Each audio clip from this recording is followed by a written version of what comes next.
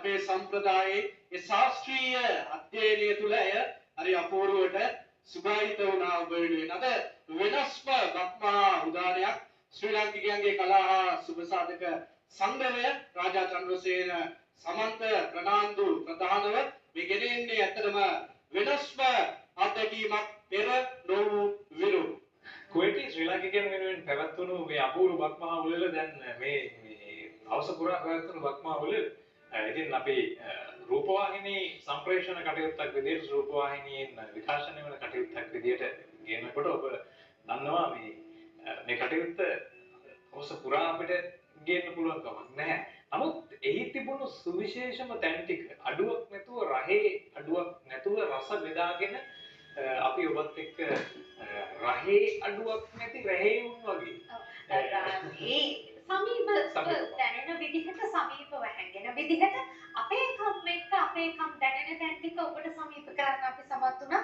ආයතන වලට කුවේට් තානාපති කාර්යාලයේ පූර්ණ අනුග්‍රහය සහිතව පවත්වපු මේ ශ්‍රී ලාංකිකයන්ගේ කලා සහ සුබ සාධක සංගමයේ විසින් සංවිධානය කරපු මේ කුවේට් බක්මහා උළෙල සාඩම්බර මාධ්‍ය අනුග්‍රහය ලබා දෙමින් ඔන්න ඔබට සමීප කරන්න හැකියාව ලැබුණා. දැන් අර කමිෂ කිව්වා වගේ දවස පුරාම මේ අංග එක්ක බක්මහා උළෙල පැවැත්වුවා. ඉතින් කාල වේලාවත් එක්ක මාධ්‍ය අනුග්‍රහයේ දායකත්වය සපයමින් තමයි අපි මේ විදිහට විශේෂම තැන් ටික හරි සමීපව ඔබට සමීප කළේ. ඔව්. ඉතින් ත්‍රිවිෂන් රූපවාහිනිය හැමදාම ශ්‍රී ලාංකේය මාධ්‍ය අභිමානී විදිහට ලංකාවේ මේ භූගෝලීය කලාපය ඇතුළේ විතරක් සීමා වෙලා ඉන්නේ නැහැ. ලද හැකි සෑම විටම එතනින් එහා සීමාවන් වලට ඒ සීමාවන් වලට සමීප වෙලා ඔබට මේ වටිනාකම් බෙදා ගන්න උත්සාහ කරනවා සහ ඔවුන්ගේ හදවත් ඇතුලේ තියෙන ඒ කාලයකට පස්සේ ලාංකිකයන්ව හමු වුණා වගේ තමන්ගේ ගෙදර අය හමු වුණා වගේ දැනෙන හැඟීම අපිට මහ ගොඩක් වටිනවා. ඒ නිසායි අප මේ ඇසිඩිසි මාධ්‍ය සජීවකරණය සිදු කළේ. එහි තවත් පුළුල් රූප රාමු සහිත පුළුල් විකාශන දායකත්වයක් නුදුරේදීම ඔබට නැවතත් විඳ ගන්නට අවස්ථාව උදා කර දෙන්න අපි සූදානම් වෙන්නේ ඉන්නවා. ඒ වගේම අපේ සමාජ මාධ්‍ය හරහා තවදුරටත් පුළුල් වැඩසටහනක් ලෙස ඔබට විඳ ගන්නට අවස්ථාව උදා කර දෙන්න අපි සූදානම් වෙනුයි මේ සටහන සමුගැන්මක තාවකාලික සටහනක් විදිහට තියන්න හදන්නේ. ඔව් ඉතින් මේ තාවකාලික සටහන ඇතුළත මතක් කරනවා ලංකාවේ ඉන්න අපේ ලංකාවේ ඉඳලා විදේශ විනිමය රටට ගේන්න ලෝකෙට ගියපු ඒ හැම ලාංකික හිතකටම අපි හරි ආදරේ.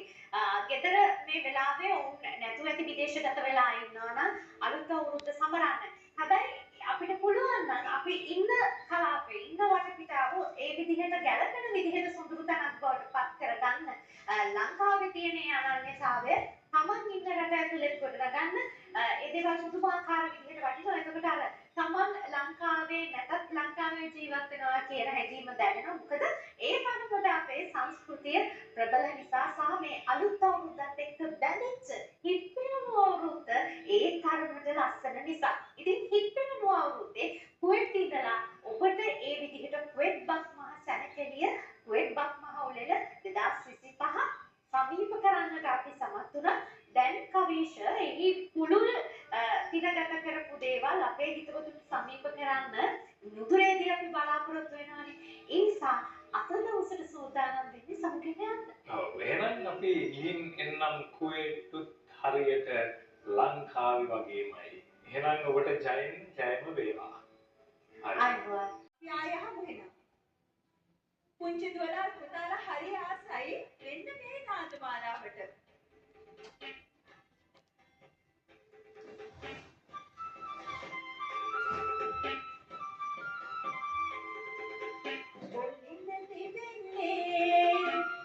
कोई देसे कोलिंद तिबेन्ने मंगली देसे गिना सदाने कोई देसे गिना सदाने सिंहल दे गिना सदाने सिंहल देसे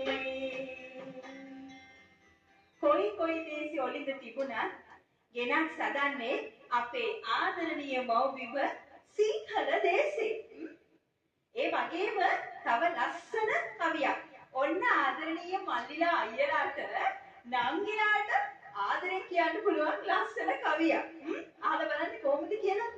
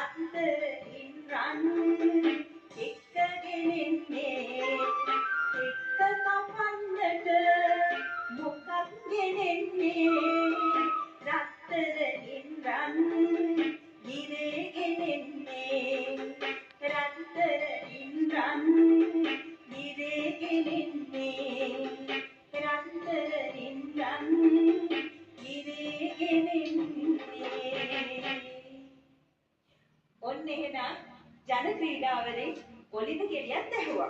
මට ඔයාලට කලින් පාර අර ගොයම් කැපීමේ කවිවල අපේ ආදරණීය දමිළ ජනතාව වෙනුවෙන් ගායනා කරන අරව වෙට්ට පාඩල කියන්න අමතක වුණා.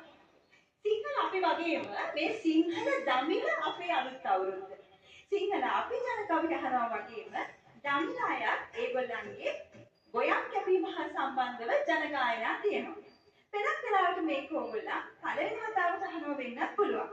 එහෙනම් කොහොමද බලන්නකෝ අපේ ආදරණීය දමිළ ඔයාලා වෙනුවෙන් ඔන්න එහෙනම් ගොයම් කැපීමේ දමිළ ගායනාව අරවි වෙට්ට පාඩල්.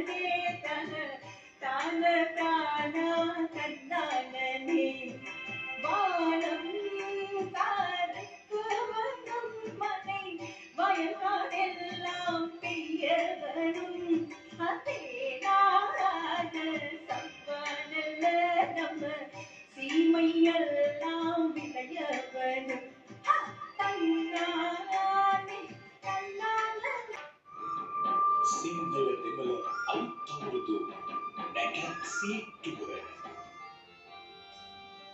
හිසතෙල් කෑම අප්‍රේල් මාස 16 වෙනි බදාදා පූර්වාග 9:04ට කොළ පැහැති වස්ත්‍රාභරණයෙන් සැරසී උතුරු දිශාව බලා හිසට කොහොඹ පත්ත පයට කොළඹ පත්ත තබා කොහොඹ පත් යුෂ මිශ්‍ර නානුද තෙල් දගා ස්නානය කිරීම මැනවි.